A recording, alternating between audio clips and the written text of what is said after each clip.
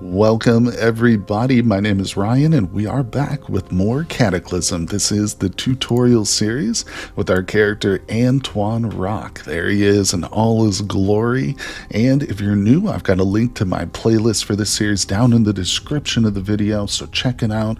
Also, all my other Cataclysm content is linked below too, and if you want to get the game, it's totally free. The launcher, if you want to play experimental, is down there, or if you just want to play the stable branch, there is a standalone version of the game, which is currently what I'm using. But in the last episode, we changed our font and made it nice and bold, easy to read, and we've also been spending a little bit of time at this mine shaft here on the surface. We ventured below ground in the last one and actually got incredibly lucky because we came across an arc welder, some welding wire, and a mask. So with a little bit of electricity now, we can actually start welding, and like I said, really incredible. Mine shafts are a great resource. It might not seem like it, may be a little counterintuitive, but often you'll find a good variety of resources. And we also learned how to do the zoning commands, just the preliminaries, the very basics of it.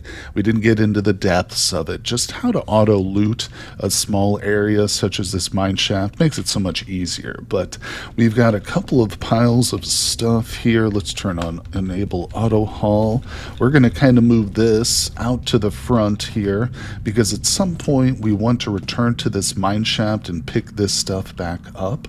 But we've got essentially everything on our character that we're going to take with us. We got to keep it light for now because we're traveling on foot and I don't have a good vehicle, but that's the goal. The goal today and in any future episodes until we get a vehicle is to get ourselves something that works and is reliable, and heck, maybe even can squish a few zombies for us. But first things first, let's deal with this pointy stick. I know I said we're going to get out and start traveling, but remember, there's no rush. Take advantage of a safe area. If you've cleared a spot like the mine shaft, there's no reason not to spend a couple of days here crafting, maybe reading a couple books. I'm going to get on the move for the interest of learning things, but we do want to craft up a new weapon. I'm not happy with this spear that we've got here. The long pointy stick, it's great if you're really in a time crunch, but we want to make something that's a little bit sturdy and has a better like pierce quality on it. So first things first, I'm going to knock down this small tree. I always go for the trees like this, the small ones that I can step on. The larger trees like this one, these to the north, that I could knock that down with my bare hands or just by shoulder checking it, which is what we're doing. But there we go. We should have beautiful long stick now. It's essentially the trunk of the tree. We're going to come back over here to near the pile. This is where everything's at, so it's always good when crafting just to be close to your materials and tools. And oh look, we've got a new option. We can actually do the spike on a stick. This is good. This is a good option if we look at our pierce and bash and to hit. That's kind of what I'm focused on right now. Yeah, the long pointy stick is not great. That's what we currently have. Wooden spear is marginally better. It does take 4 hours to craft, but the spike on a stick is even better, and it only takes 3 hours to craft. The reason it's in purple is because it's telling me it's going to use one of my favorited items, which honestly is fine with me, but I want to see if it tells me if this item is flimsy or not.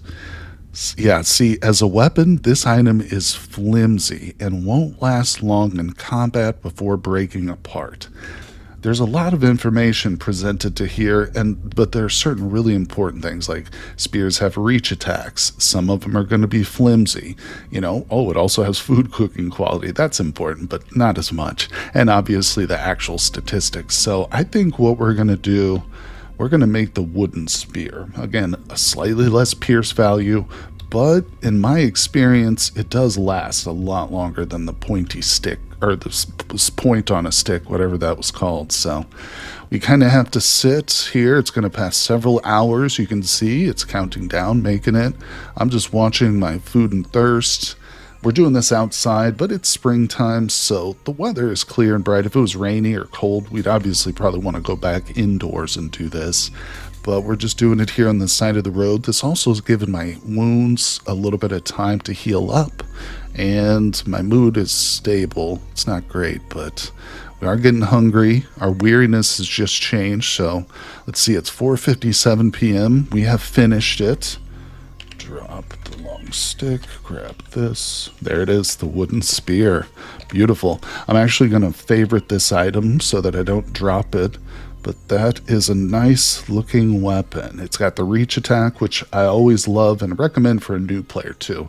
As you get adept in the game, maybe you want to challenge yourself and go for like a no spear run, because, you know, they can be a little bit overpowered, if I'm being honest. But I think I'm going to favorite all of our welding stuff here. Yeah, for now, I do kind of want to keep that with me. But, alright, let's see, we're looking okay. My sunglasses are a little bit damaged. Maybe I want to replace those. Let's take those off. And we'll drop anything extraneous. We'll go to our wear screen. We've seen this all before. Hey, look at that. We've got an option for a stylish pair of sunglasses. Boom. We just upgraded.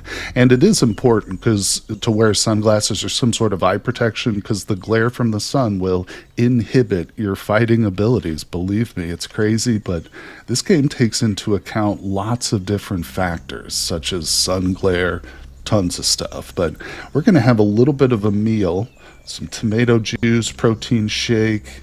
I should really make a fire and do some cooking, but we'll eat some peaches, drink a little bit of water here. Okay, that's good. And to be honest, it's 5 p.m., a couple of hours until, sunset. We are tired. I think what we'll do, we'll grab these books here that we haven't read yet. Actually, let me grab this other one. There we go. Yeah, we'll take these into one of the rooms. Yeah, both of these will teach me. This one teaches me fabrication, or we can read about survival. So let's move into a safer area where there's a bed, because I think we'll spend the night here, and then in the morning we're going to hit the road. Let's see if we go to the south. Yeah, these little rooms down here are great for sleeping. Did I take... Oh, I destroyed... No, the doors are still intact. Okay, we're good. Do any of these... Maybe I'll go grab a pillow, too. So I'm going to grab a pillow and a blanket from the piles here.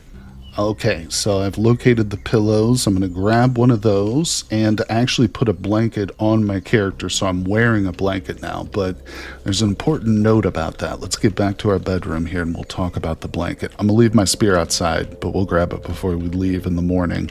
So we're nice and safe in here. There is a window, but it's barred up. And, something could break through this door, but we're going to be fine here tonight. I'm confident of that. So one thing you want to do is make sure to drop the blanket. You don't want to wear it, especially if it's cold and you're relying on it for warmth. There's a little bit of a quirk, and I just actually recently learned this thanks to Big Slash VC, so shout out to him. Check out his YouTube channel, everybody, too. He's got some great Cataclysm content, including playing one of the forks for the game, the last generation. But what we want to do is actually take the blanket off. It's tempting to wear it, because you think, oh, that'll give me more warmth, but you want to have it at your feet. Same with the pillowcase. So I'm going to drop the pillowcase and the down-filled blanket at our feet too. Actually, is this one I want to drop? There we go. So yeah, now there's two things on the bed here, like I said, and we want to sleep. Well, first we're going to read for a couple hours. So let's do that before we go to bed. But yeah, we'll hit how about historical warfare, the Bronze Age, fabrication. This will basically take us right into sunset as we read this, because we're definitely not going to learn a level 4 fabrication in one night. This kind of thing will take several days. But one thing to note, you might be noticing that the processing speed sometimes is quicker than other times. And this is a good moment to talk about the reality bubble. I maybe have mentioned it briefly, but the game doesn't process the entire world simultaneously. It only processes a very small portion of the world, which is directly surrounding your character. And this moves as you move. You imagine it as a reality bubble that is constantly centered on your character. Anything outside the reality bubble, like monsters, they're basically frozen in place. There are certain exceptions to this, like when you're smoking food. You can leave the area and it will continue to smoke and dehydrate, but monsters and things are locked in place. What's inside the reality bubble, though, will process. So knowing that everything is clear here, basically, we're going to be safe and stuff. There's nothing really inside the reality bubble, unless there happens to be some monsters in these forests out here, but otherwise, we should be fairly safe at this location for the night. But since we're on top of a mine shaft and we know there's zombies below us, the game is processing the different Z levels or the different verticalities. You know, the mine is being processed below. What does that mean? All the creatures down there, be them zombies or stranger things, are moving around because they're in the reality bubble. They're just below us. So things will process slower if you've got a bunch of entities on the screen. That's why it's good to make your base kind of in a secluded area, not just for safety, but because there will be nothing in your reality bubble that the game needs to process. It's also a reason why it's a good idea not to set up a base right next to an NPC village like the refugee center where there's a whole bunch of NPCs. The game will move at a crawl, you know. You might have some really superior, PC hardware that still allows it to move quickly, but for most players out there, yeah, just keep that in mind when you're doing anything, not just sleeping, but crafting, reading. It will take it longer, so let's demonstrate that again by reading a bit. Oh, we just lost the light. Let's see, it's 8:05. I think we're probably safe to just go to bed. I have the option maybe to pop a glow stick and continue to read for a couple hours, but I think what we'll do is we'll just venture right back out real quick to our pile of stuff. Do we have anything to eat? Let's drink a little water. Our character's hungry again. Have a little snack before bedtime. It's fairly safe out here. Flour tortillas, hey, it's the apocalypse, you can't have a gourmet meal before bed. All right, so back in we go. Let's close the door. Let's go ahead and hit the sleep command. It's the money symbol, or shift +4. I will save it, and then I'm going to sleep for 9 hours. Very good. I'll see you guys in the morning. Good morning, everybody. We've got an achievement for sleeping the first day of the rest of our unlives. Survive a day. That is quite an accomplishment here in the Cataclysm. Some players might not even do that at their first time, but okay, so we woke up. We're good. We're hungry. It is 5 a.m. We do have a little bit of sunlight, so let's get outside and get moving. Grab that weapon. Don't forget about that. Very important. There wasn't any food in this pile. No. But actually, let me double check this. I think I kind of want to grab... I saw some bandages and stuff there. Chewing... no, maybe not. That was just the things I had in my own inventory. Alright, we're good to go. We'll have a little snack here. Some flour tortillas. Not much to take with us unless we want to set up a fire, so... We'll kind of have to browse as we go. In other words, we'll go from location to location, just eating whatever is available. All right, I'm kind of avoiding eating like the raw noodles and the raw oatmeal too, just because that will start to affect the food. Oh, demoralizing food. What did we eat? I ate something that wasn't up to his standards, but that's okay. Let's celebrate our first steps back into the wider world by starting a fire just up here. Again, pyromaniac, we need to do this. Actually, I'm going to come into the inventory. We're going to do another quick tip just to make the game smoother, less button commands you have to deal with. You can specifically assign hotkeys to items in your inventory. So it's not going to change the overall key bindings when I do this. It's not going to affect this. It's just going to basically put what you can think of almost as like a temporary keybind. And I'm going to assign something to my lighter so that I can just hit the A and F buttons. So if we go to reassign, and then now it's asking me what letter. I'm going to select F for fire. So now we can see it comes to the top of the list. Some of them are just auto-assigned with corresponding like temporary hotkeys, but you can do it manually. Now, if I hit A to activate or use an item, and then I hit F, boom, I don't have to search to the list. I don't have to go looking around. There it is. And it's as simple as AF, you know, wherever I want to light the fire. Very handy. That specific thing I do even with like non-pyromaniac characters. It's just very helpful. But all right, taking a look at the map, where are we headed, folks? We've spotted a couple of vehicles. I don't think we've been satisfied with any of them, so it's probably in our best interest to kind of try and stick to the roads. We want to avoid those towns because of the size of the zombie population, but let's backtrack up to this, what is it, cemetery? It's kind of like a little crypt. Yeah, so there's a couple vehicles here. What was this one looking like? Was it not drivable? I've forgotten. Let's take a look. Okay, it's not in bad shape, but it is missing wheels. It's also got like a tank that is draining, so yeah, that one's not viable yet. So I think what we'll do is we're going to kind of cut across this field, because I definitely don't want to go up and around. If I get within proximity of Lisbon, there'll be zombies all over the place. So we're going to cut through the field, hoping we don't run into any nasties out here, and try and link up with this road, and then we'll continue to explore it here. It's been outlined for us because in the previous episode we discovered the location of the refugee center by interacting with a computer, but right now we're just going to kind of take it in small steps. The overall goal is to reach the refugee center. There's a bunch of quest lines there that you can pursue, which have like larger scale consequences that are like the main quest line. There's also just some great characters to trade with too. And you can even recruit some people potentially there. All right, we're moving through the field. So far, I'm not spotting anything nasty. Always make sure safe mode is on. Safe mode is on. Alright, because of course if the game encounters something bad, it will just freeze it up. You know, it'll pause the game and it'll force you to take note of it. Alright, so we've made it to that road. I am kind of interested in going to the north a bit. I'd like to see where this takes us. It looks like these roads potentially end at buildings, but if we go this direction, we are getting dangerously close to this town, so let's just move about. Now, unfortunately, the key viz, although I know it's helpful, it does kind of block the mini map down here, which is something I do pay quite a lot of attention to. It's actually got a weird kind of visual glitch to it, thanks to the OBS recording software I use, but on your screen it should be clear and it won't be blocked by the key button. So definitely keep your eyes here. This will help you see where the enemies are exactly.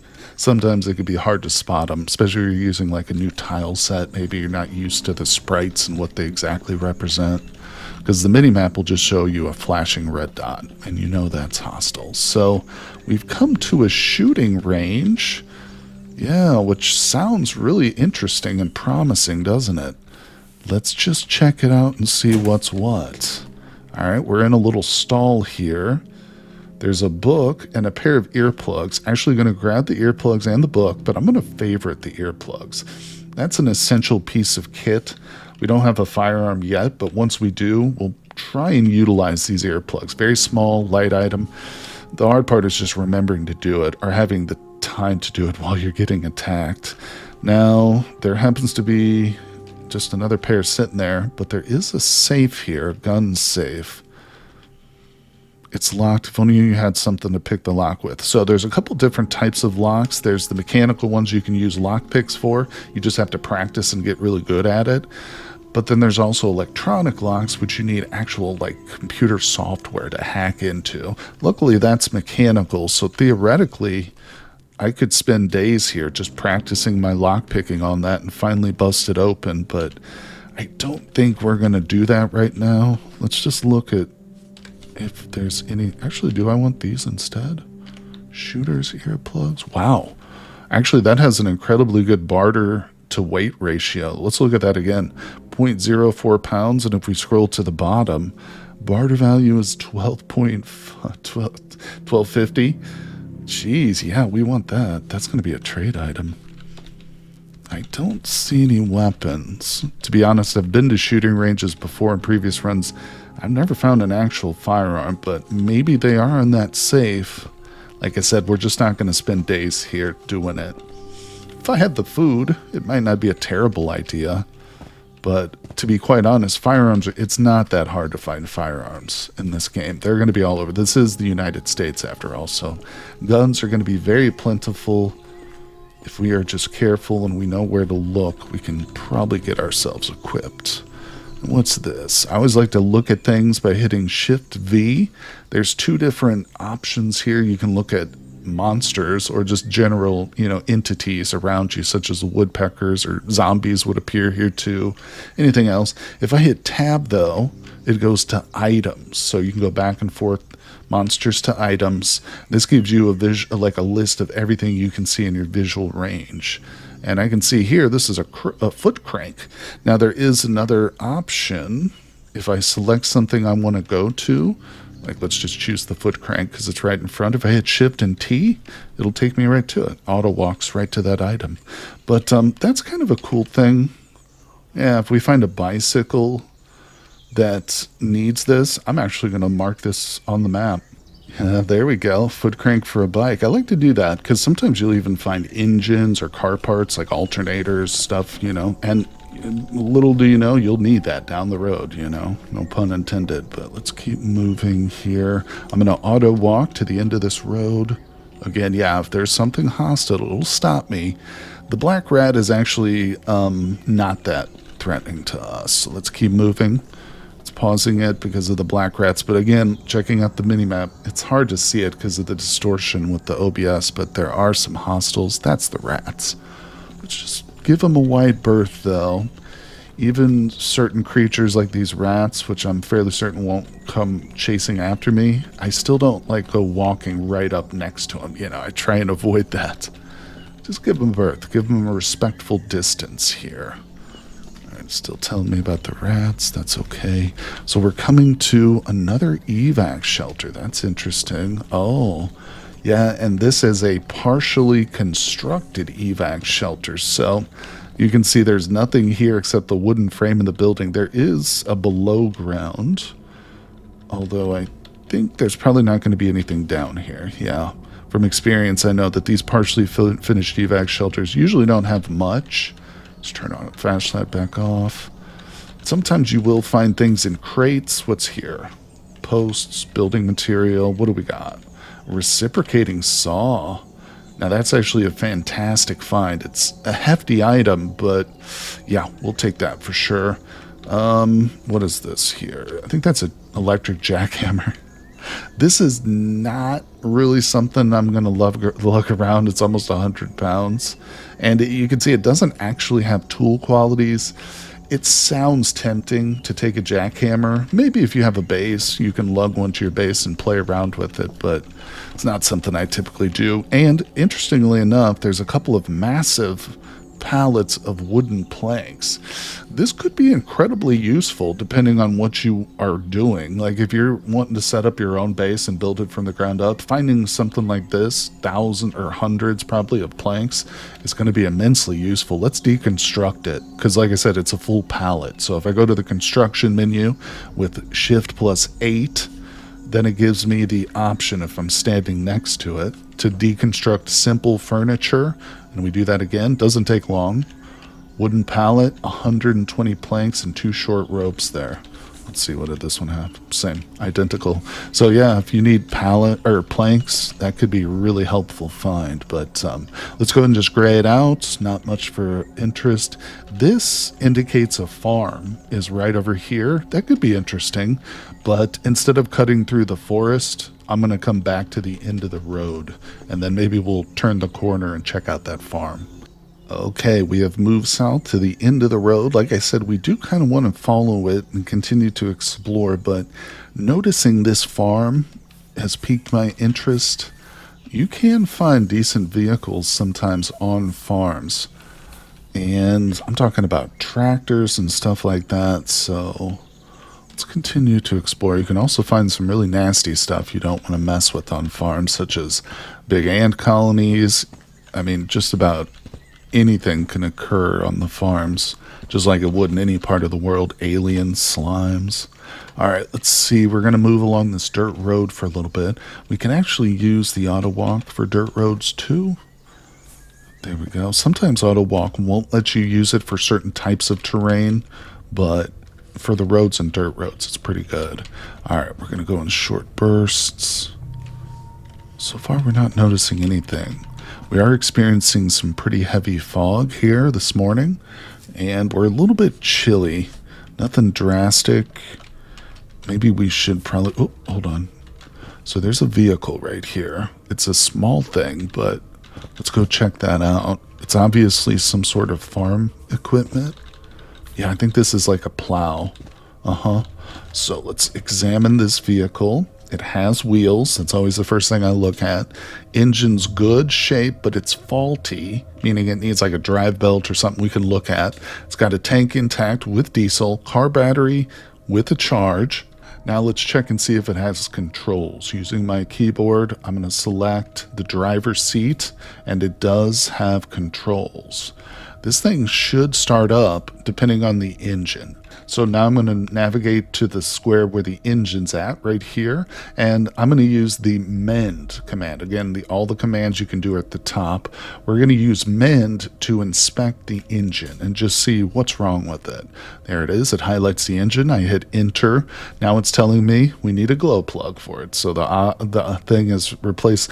Some certain faults will still allow you to drive the vehicle. You just need to, it's going to be louder, maybe less fuel efficient. Let's see if this will start without a glow plug. I don't think it will. Oh, it does. It actually did start up without the glow plug. Yeah, we're rocking and rolling. I mean, it's not my preferred vehicle because there's like literally no cargo space whatsoever. And although it does sound cool, like, oh, we could plow over a bunch of zombies, you're better just having like a ram on your thing than these plows.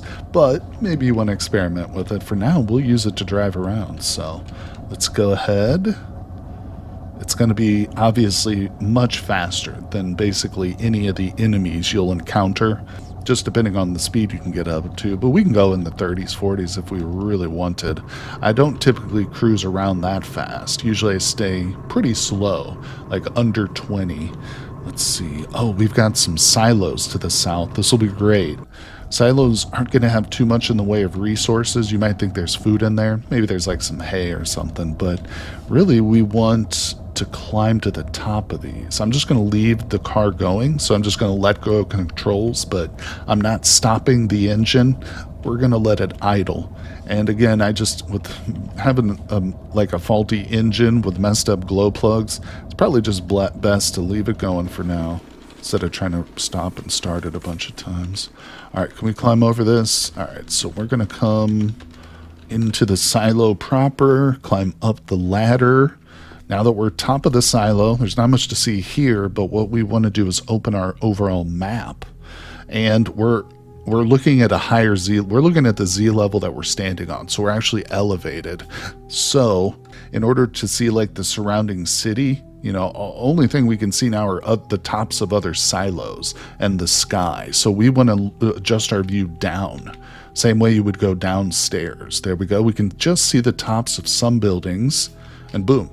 Now we're looking at the ground level, but we have an elevated view of it. So from this position, we can see a larger radius than we would if we were on our feet. And certain notable buildings like this stand out pretty nice. This red building. This is an LMOE shelter, last man on Earth. This is a really interesting point of interest, is what we'll refer to it as.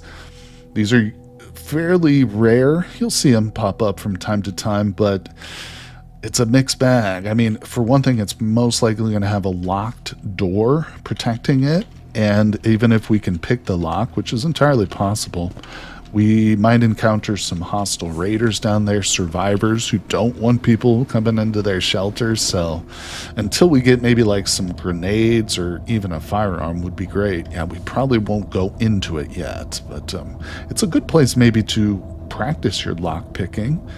Let's see. Okay, thanks to our view from the silo, we now know there's a building here, a farmhouse.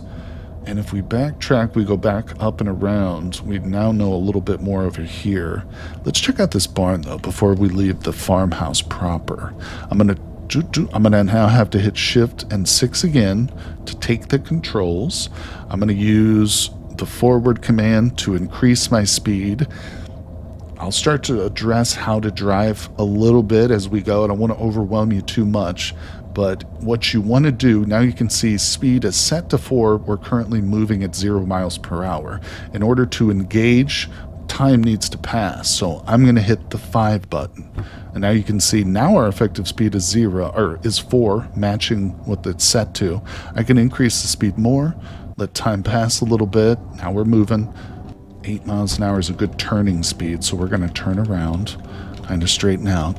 The key to driving is letting time pass. You adjust the direction, you adjust the speed, and then you just let time pass. I'm just holding the 5 button. That's how you drive. But it's a little tricky to get the hang of. For one thing, people always comment about the way the vehicles look when they turn. They look very janky. It's just how the way that a game like this has to deal with that kind of a system. But you get used to it. I don't even notice it really anymore, but that is something that newer players will constantly point out when I'm streaming or something, just how weird and janky the vehicles look when they turn. And there are some downsides to that system. If we were in an enclosed vehicle right now with a cab or a car or something, and I turn, it's hard to describe this, and there was actual entity here, it could attack me through what is supposed to be a sealed vehicle, but just because of the nature of the way the game is, works, it can actually hit you diagonally through there. Just a little side note, not something that's going to necessarily be a huge issue for you, but it does happen. All right, so there's another vehicle right there. That looks really interesting. What this is, let's let go of the controls, keep the engine running. This is an automated vehicle. Automatic tractor. It has a broken motor though. Yeah, but look, it's got robot controls. The cool thing about this is its batteries though. These large, huge capacity. This would be really good to take out, hook up to some solar panels, and then we could plug our arc welder into it that we got in the last episode, because this arc welder, wherever it is, takes a whole lot of electricity. There it is, right at the top. Yeah, just depending on what you're actually welding, but that's how you power this thing, is with electricity and a really nice battery or two. We'll remember that position. In fact, I think I'll come in and leave a note. All right, there we go. Just large bats. Yep, it's good. See, this is one of the reasons I like cruising around the farms. You can find some fairly interesting vehicles, and I've never done it, but I guess it's possible we could set up our own automatic vehicle with those robot controls. I don't exactly know how that would be accomplished. Oh, okay, well, we've got a Me Go. This is our first encounter with one of these. I'm not going to say it's the most deadly creature in the game, because it's not by far, but it's going to be the most deadly creature you encounter on a common map. Like, unless you're below ground, like exploring subways, you're not going to see much stuff that's more dangerous than a Me Go. But here on the surface, as a new player, this is going to be one of the first things you encounter that's extremely dangerous. So, yes, we want to stop driving. Luckily, we are driving. Now, the Me Go is just at the very edge of our vision, represented by the tiny red dot, which you guys probably can't see. But if I use my Shift plus V command and make sure I'm tabbed over to monsters, it will show me the position of the Me Go. It's hard to see because it's grayed out, but it's an ugly thing, I'll tell you that much. Now, let's definitely look at this using Examine, so it brings up a bit more info on it. It's at full health. It's hostile. It is faster than you, so that's something to consider. Yeah, in fact, one of the reasons the Me Gos are so dangerous is because of their speed. So even the fact that we have the fleet-footed trait with our character giving us a little speed boost, that thing is still faster than our character. So imagine a character that didn't get the fleet foot. These Me Go, now if you're all out sprinting, you can outrun a Me Go, but you can't sprint forever, so it's dangerous. And like I say, if we look at it again, let's go back to it. This, it has the tag fatally dangerous. That's, as I've said before, I believe the most dangerous tag it can get in the game. You can read the little flavor text here. It has a full set of senses, so we want to avoid this thing. Essentially, when you see a Migo, you turn around and run away or drive away.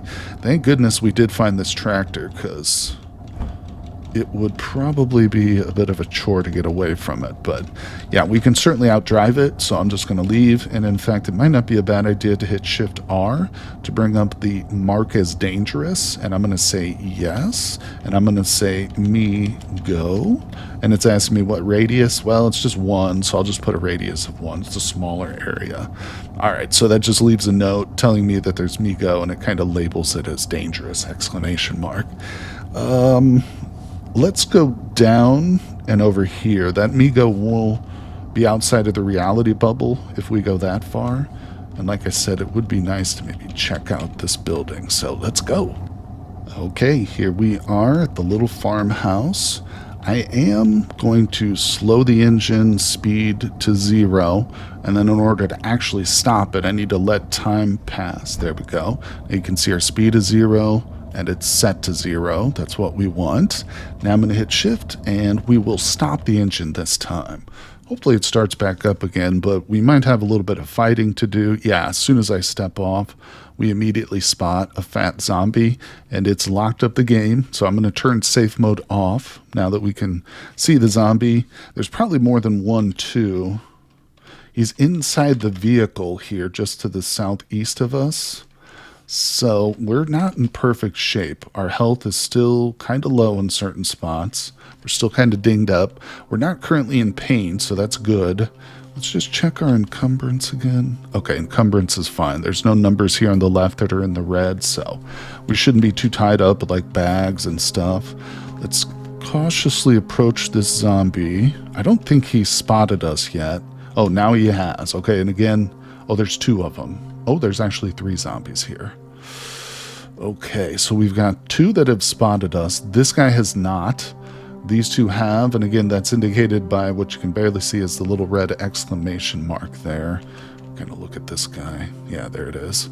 So, what do we want to do? I think we'll take on this southern zombie first, try and clear these 2.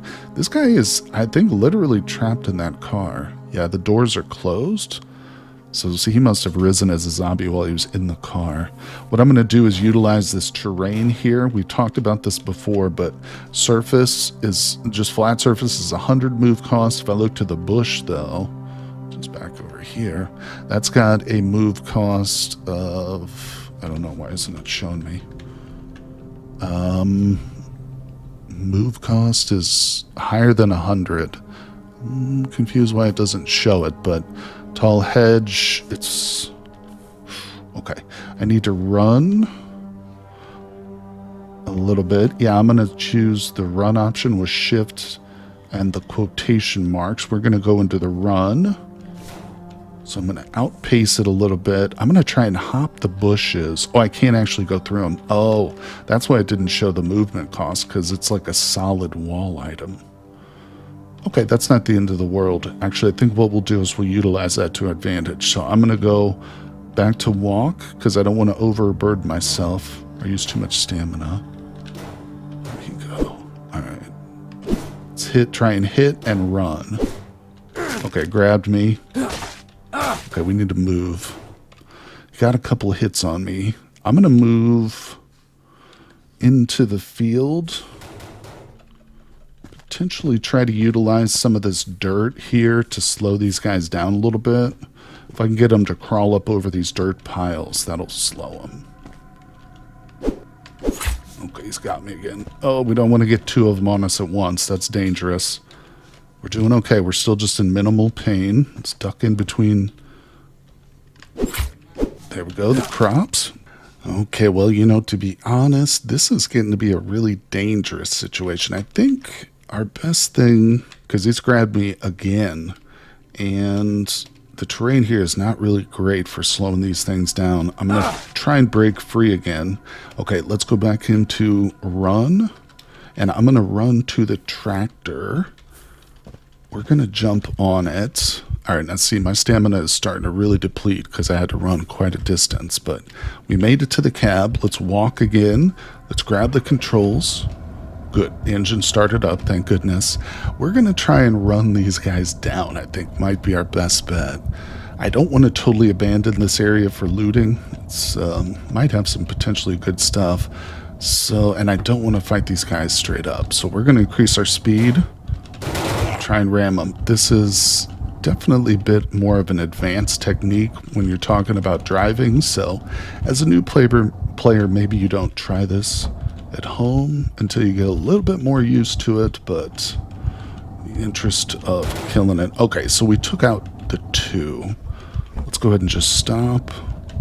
I'm going to rest for a second so we get our stamina back. Okay, good. The other guy is here with us. So in that short time that I caught my breath, the other zombie caught up to me. But now that we've just got it down to 1, we might be able to handle this guy. So let's step out of the truck. He's kind of standing up on my vehicle. Again, since we have reach with our spear, we can hit him from a couple of tiles. If he was over here, we couldn't hit him, but we don't have to necessarily be right next to him. So now I'm just auto-attacking. All right, let's move away.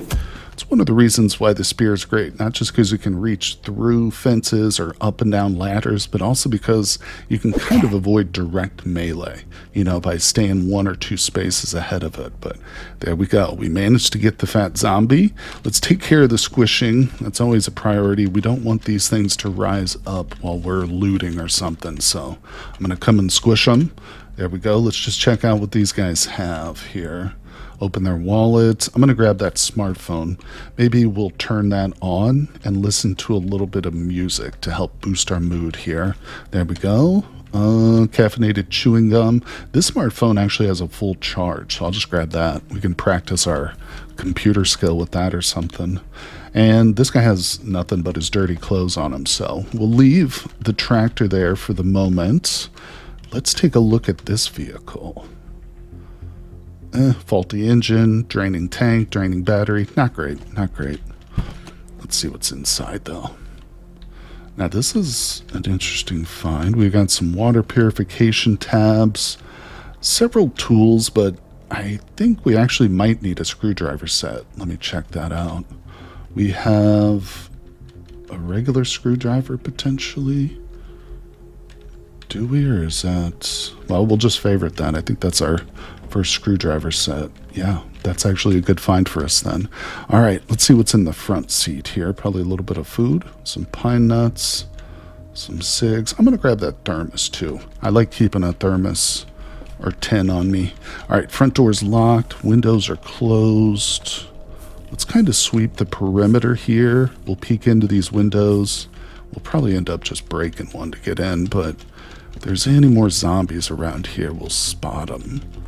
Okay, I do have safe mode turned off, so I'm relying on my own visual senses to spot these zombies now, but go ahead and smash it. Let's see. So we've got, yeah, this is just a desktop or a dresser drawer with a bunch of clothing in it. We'll go around. It's starting to get dark here. Obviously no electricity, so we're going to pop on our flashlight. Let's see what's here. A couple of books. Yeah, and again, books that are marked in red means we don't know the contents. This is a new book. We've never seen it before, so always grab those red books. Once we've read the books, it will either turn blue or yellow. Blue indicating we can still learn from it. Yellow indicating we know everything there is to know that that book could potentially teach us. So it's not worthless. It's just something we'll not need to read again. All right, so we're just exploring. There's another book for us. That pink books are just recreation only. Yeah, they're not going to teach you specific skills. Ooh, look at that. Whole bunch of food. I think I'm going to just grab some of the canned stuff. I don't want to be carrying around raw veggies with me. There's nothing wrong with it. It's just that it's extra weight, and I don't plan on building a campfire and boiling a bunch of potatoes just today. So pork and beans will take. Anything else? Small pot could be really good. This has several qualities, including a high level of food cooking, which, again, I keep talking about how I'm not going to stop and start a fire, but we might eventually, although I'm getting low on space here, so I'm just, there's beer. This is the refrigerator. I'm just kind of going through all these loot piles here. Let's grab that. Actually, no, I don't want anything from there. So we've searched the kitchen. There's definitely loot here that we're going to be leaving behind. But again, what I'll do is I'll just mark it on my map and come back for it once we get a proper vehicle. Right now, I'm just looking for any of the high priority stuff. Smart lamp, that could be interesting, but that's more for maybe like once we get a proper vehicle with the cab that we want to read in and stuff at night. All right, this is our last room. Lots of clothing. Something like leather gloves could be interesting. Yeah, for sure. Okay, nothing there. More clothing. I don't see anything of great use, but yeah, those leather gloves, that was a good upgrade because we didn't have anything on our hands, but that will protect us from like zombie bites a little bit, but it will also slow our crafting down too. So if we were to select a recipe, it says crafting is slowed by 9% due to the hand encumbrance and also wounds too. We'll slow that down a bit, but something to keep in mind. Well, we have searched the farmhouse. Let's go out back. There's this hedgerow, yeah, which I can't get past, but not a bad little place. Potentially could be a good base location if that was kind of what you were thinking about. Water source. I think, did I see a water pump? I think that there was a water pump somewhere outside, which you would just have to boil that water, but there's definitely going to be a lot of growing areas around this place. It's not going to be our base, though. No. I think what we'll do is we'll just leave a note here, say some loot left behind. There we go. We'll put that there, and obviously, as I've said many times now, we'll return. And let's hop back on our wonderful tractor, hit the road once more. Hey, this thing's starting pretty good. I don't actually know what a spark bulb or whatever it was called does, but obviously it's not as important as I thought because this thing's so far been a fairly reliable vehicle, but we need something better. That is still the goal, to get a good vehicle that we can start to work on and, call ourselves a base, like a mobile base, essentially. That's my style. Some players might want to go on foot. Maybe you're a little bit overwhelmed by the vehicle stuff. That's a perfectly valid strategy. Just be extra careful on foot because, certain enemies like that Migo we saw will be able to outrun you. But don't worry, guys. The series will continue. We're going to hopefully get into some more fun and exciting situations and some learning scenarios too. So if you've enjoyed it, please let me know in the comments. If you have questions, drop them down there too. Maybe I can help answer them for you. And of course, hit the like button, subscribe, and I'll see you guys on the next one.